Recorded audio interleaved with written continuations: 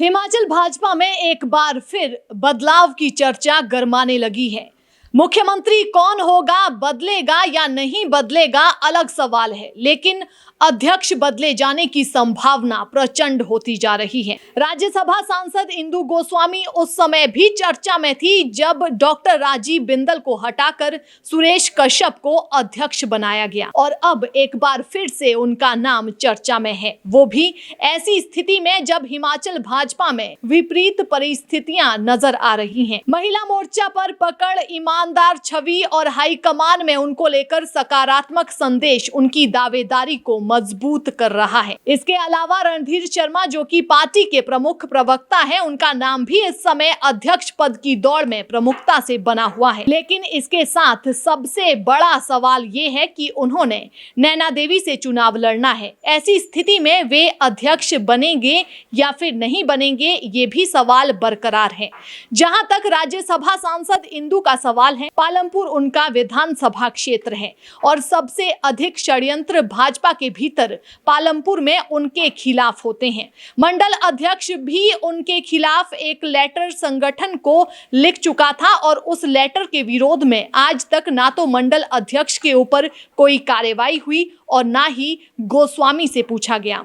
ऐसी स्थिति में पालमपुर से गोस्वामी चुनाव लड़ेगी या नहीं लड़ेगी, ये भी एक सवाल है, क्योंकि यहाँ पर उन्हें पूर्व विधायक प्रवीण कुमार, पार्टी के महामंत्री त्रिलोक कपूर लगातार पालमपुर से बाहर का रास्ता दिखाने का प्रयास करते नजर आ रहे हैं। लेकिन हाल ही में इंदु गोस्वामी ने पालमपुर में अपना कार्यालय खोलकर लोगों के साथ जनसंपर्क अभियान भी शुरू कर दिया और अपने विरोधियों को जवाब भी दे दिया है। ऐसी स्थिति में पार्टी हाईकमान गोस्वामी को लेकर प्रदेश अध्यक्ष के पद पर क्या निर्णय लेता है, ये एक बड़ा सवाल है। वहीं फतेहपुर कोटखाई, अर्की और मंडी की हार के बाद एक तरह से कोमा में गई प्रदेश की भाजपा सरकार और संगठन को संजीवनी कैसे मिलेगी, इसके ऊपर अब हाईकमान मंथन कर रहा है और इस मंथन में कहीं ना कहीं इस बात की चर्चा भी होने लगी है कि पूर्व मुख्यमंत्री प्रेम कुमार धूमल की सक्रियता किस तरह से प्रदेश में बढ़ाई जाए।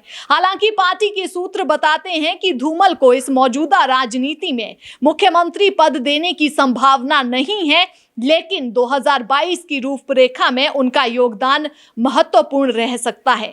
इसीलिए इस बात को लेकर अब मंथन जारी है कि धूमल की भूमिका कहां पर और क्या रहेगी। राजीव बिंदल की भूमिका भी अब निर्णायक रहेगी, क्योंकि वे प्रदेश के ना सिर्फ तेज तर्रार नेता हैं, बल्कि समीकरणों को अपने पक्ष में करने का मादा भी रखते हैं। वहीं सुंदरनगर से नए विधायक राकेश जम्वाल की लॉटरी भी लग सकती है। वहीं हिमाचल प्रदेश सरकार में अगर मौजूदा समय में मुख्यमंत्री के चेहरे को लेकर हाईकमान कोई फैसला नहीं करता है, तो इतना तय है कि प्रदेश में अब बड़ी संख्या में मंत्रियों का बदलाव हो सकता है, जिसमें राजीव बिंदल के अलावा और भी कई नए चेहरों की एंट्री मंत्रिमंडल में की जा सकती है।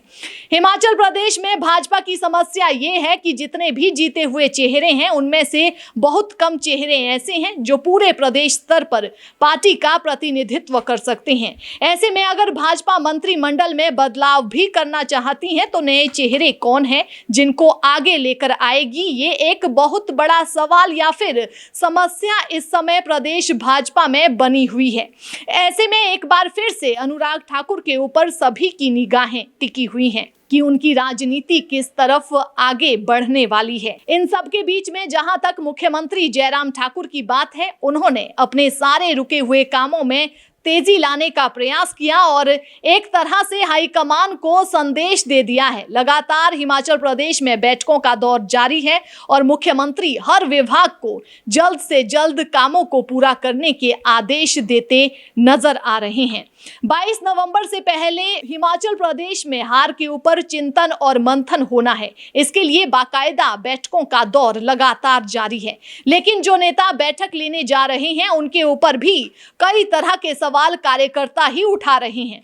ऐसी स्थिति में जो भाजपा का चिंतन और मंथन पूरे प्रदेश में हार के बाद चला है, इस मंथन का क्या नतीजा निकलेगा, ये भी एक सवाल सभी के जहन में है। और उससे भी बड़ा सवाल ये है कि इस मंथन के बाद जो भी नतीजा निकलेगा उसको लेकर जगत प्रकाश नड्डा हिमाचल प्रदेश के लिए क्या फैसला लेते हैं। फिलहाल प्रदेश भाजपा में बड़े स्तर पर बदलाव की संभावना बनी हुई है, लेकिन सरकार एक्शन मोड में है। विशेष रूप से जयराम ठाकुर खुद पार्टी की स्थिति में सुधार लाने का प्रयास करते नजर आ रहे हैं।